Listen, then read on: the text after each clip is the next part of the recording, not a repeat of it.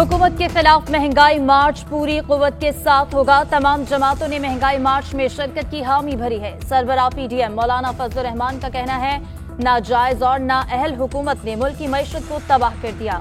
आम आदमी महंगाई के पहाड़ तले दब गया। बल्दियाती इलेक्शन में हुक्मरान जमात को शिकस्त हुई। अगले मरहले में इससे ज्यादा बुरा हशर होगा।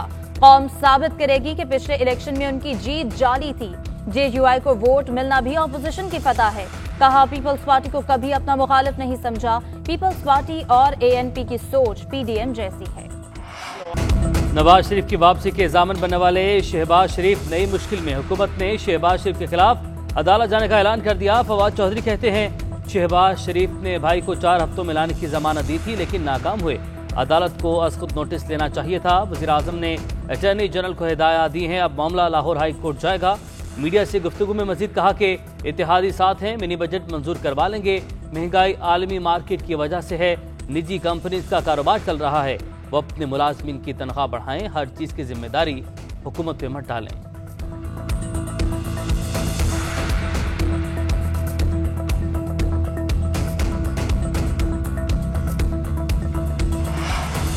हुकूमत का सुबह दोपहर शाम रात बस एक ही राग है, शहबाज शहबाज और शहबाज। नवाज शरीफ पंजाब हुकूमत की सिफारिश पर अदलिया की इजाजत से बैरून मुल्क गए। अटॉर्नी जनरल को बयान हल्फी पर कार्रवाई के लिए हिदायत। नैब न्याजी गठजोड़ और FIA की नाकामियों का एतराफ है।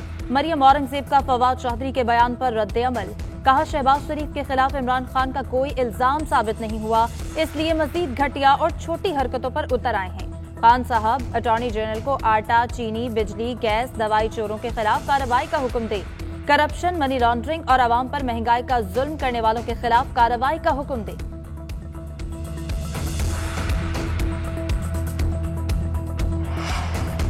सिंध में 20 अरब की गंदम चूहे खा गए। विफाकी वजीर असद उमर की कराची में प्रेस कॉन्फ्रेंस। सवाल उठाया, क्या ये चूहे फालूदे वाले और रबड़ी वाले जैसे थे?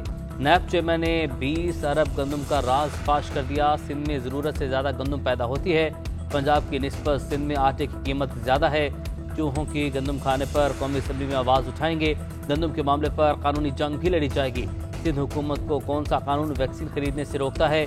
पीपल्स पार्टी कानून का बताए तब्दील करने को तैयार हैं। शहरी ओमिक्रॉन की नई लहर में एहतियात करें।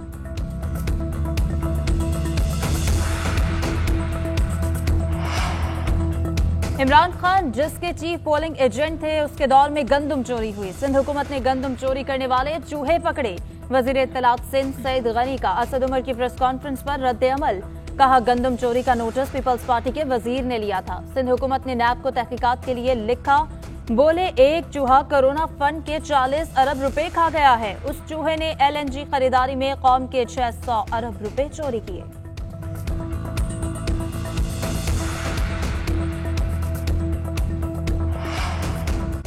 मुआशरे को करप्शन और जिनसी जराइम का सामना है। मुआशरे से करप्शन को भी नाकाबिले कबूल बनाना होगा। बदउनवान क़यादत करप्शन को काबिले कबूल बनाती है। वज़ीर आज़म ने कहा कि मोबाइल फ़ोन की वजह से हमें मसाइल का सामना है। पाकिस्तान समेत मुस्लिम ममालिक को एक जैसे मसाइल दरपेश हैं।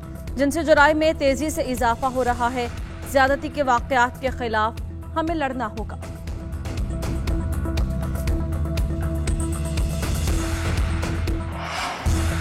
कराची में डॉक्टर फारूक सत्तार की जहांगीर तरीन से मुलाकात। मुल्क के इस्तेहकाम समेत गवर्नेंस के मसाइल पर गुफ्तगू हुई। ज़राए के मुताबिक मुलाकात में फारूक सत्तार और शहबाज शरीफ की मुलाकात का भी तस्करा हुआ।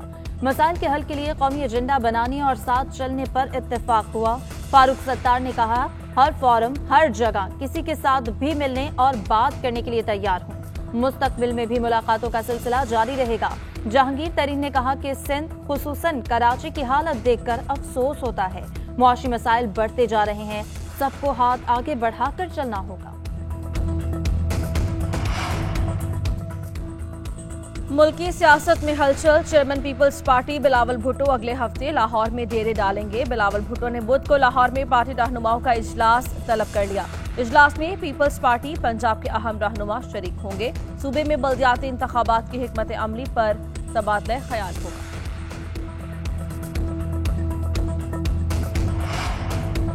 मुस्तफा कमाल ने कराची में नक्शे अमन के खदशे का इजहार कर दिया। इल्जाम लगाया, पीपल्स पार्टी शहर में लसानी फसाद चाहती है। बिलावल भुट्टो से मुखातिब होकर कहा, आपके बड़ों को मुंह तोड़ने की आदत हो गई है। پاکستان نہ کھپے والوں کی نسل کا مقابلہ پاکستان بنانے والوں کی اولاد سے ہے۔ ایک فرعون کو گرا دیا، اب دوسرے کی باری ہے۔ سربراہ پی ایس پی نے 30 جنوری کو وزیر اعلیٰ ہاؤس کے باہر احتجاج کا بھی اعلان کر دیا۔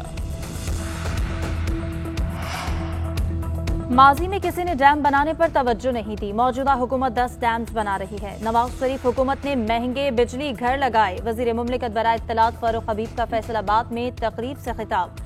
کہا گھروں کے لیے اب تک 100 ارب روپے کے منصوبے منظور ہو چکے ہیں، نوجوانوں کو کاروبار کے لیے 5 لاکھ روپے کا بلا سود قرضہ فراہم کر رہے ہیں۔ پنجاب کے شہریوں کے لیے ہیلتھ کارڈز کی فراہمی لاہور سے شروع کر دی گئی ہے۔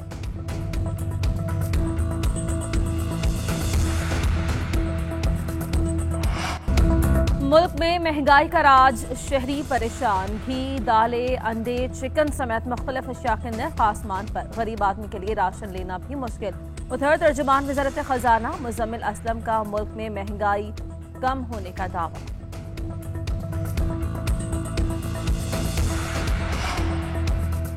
عوام حکومت کی جانب سے سال نو کے دوسرے تحفے کے لیے تیار رہیں۔ بجلی کی تقسیم کار کمپنیز نے ٹیرف میں اضافے کے لیے نیپرا میں درخواست دائر کر دی۔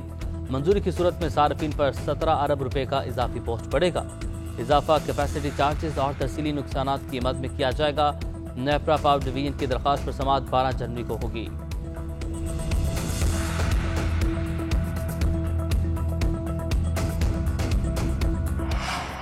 ملک کے بالائی علاقے شدید سردی کی لپیٹ میں آ گئے۔ گلگت بلتستان میں شدید سردی کا راج، شلاس، بابوسر ٹاپ، نانگا پربت اور بٹوگا ٹاپ میں برف باری۔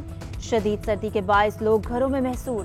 ہنسا اور گردنواہ میں سال نو کی پہلی برف باری کے باعث شاہراہ قراقرم پر ٹریفک معطل۔ بلوچستان میں زیارت، چمن اور نوکنڈی میں بارش، سردی کی شدت میں اضافہ۔ پنجاب اور خیبر پختونخوا کے میدانی علاقے شدید دھند کی لپیٹ میں رہے۔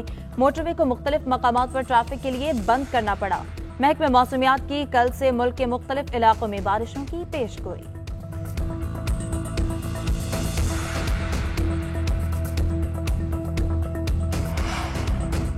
ملک کے مختلف شہروں میں گیس کا بحران برقرار، سوئی گیس بند ہونے سے شہری پریشان۔ لاہور، کراچی، پشاور سمیت مختلف شہروں میں گیس پریشر میں کمی، شہری مہنگی ایل پی جی اور لکڑیاں استعمال کرنے پر مجبور۔ لاہور، کراچی، فیصل آباد اور سیالکوٹ سمیت مختلف شہروں کی انڈسٹری کو گیس کی قلت کا سامنا۔ گجرانوالہ میں محکمہ سوئی گیس کا کمپریسر استعمال کرنے والوں کے خلاف کریک ڈاؤن۔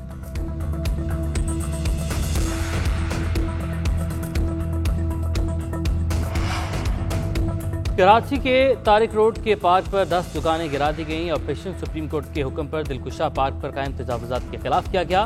حکام کا کہنا ہے دکانیں غیر قانونی طور پر قائم تھیں۔ آپریشن کے دوران کسی مزاحمت کا سامنا نہیں کرنا پڑا۔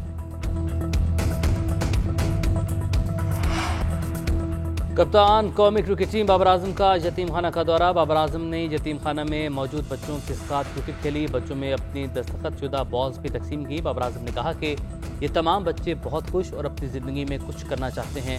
ہمیں اپنی حیثیت کے مطابق ان سپر سٹارز اور اداروں کو سپورٹ کرنا چاہیے۔